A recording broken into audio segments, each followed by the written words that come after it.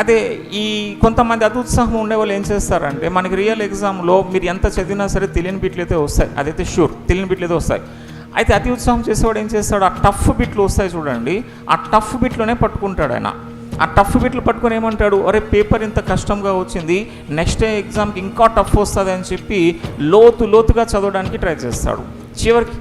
చివరికి ఏమవుతుంది, ఆ లోతుల్లోనే ఆయన ఉండిపోతాడు. అది సో మనకి సబ్జెక్ట్ పైన పూర్తి గ్రిప్ అవసరం లే. మనం ఎట్లా ఉండాలి, ప్రీవియస్ క్వశ్చన్ పేపర్స్ చూడాలి, సిలబస్ చూడాలి, సిలబస్ ప్రకారంగా ప్రశ్నలు వస్తున్నాయో లేదో చూడాలి. సాధారణంగా ఏ పోటీ పరీక్ష అయినా ఏదైతే సిలబస్ ఇస్తాడో అది విత్ ఇన్ ద సిలబస్ నుంచే వస్తుంది, అవుట్ ఆఫ్ ద సిలబస్ రాదు. వస్తే ఒక 5% రావచ్చు, ఆ 5% పక్కన పడేసేయండి. మోర్ దెన్ 95% మనకి విత్ ఇన్ ద సిలబస్ నుంచే వస్తుంది.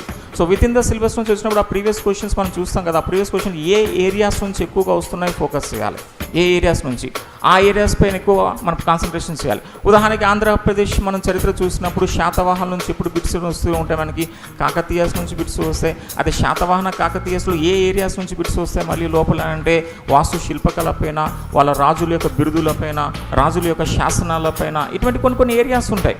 ఆ ఏరియాస్ని ఫోకస్ చేయాల్సి ఉంటుంది.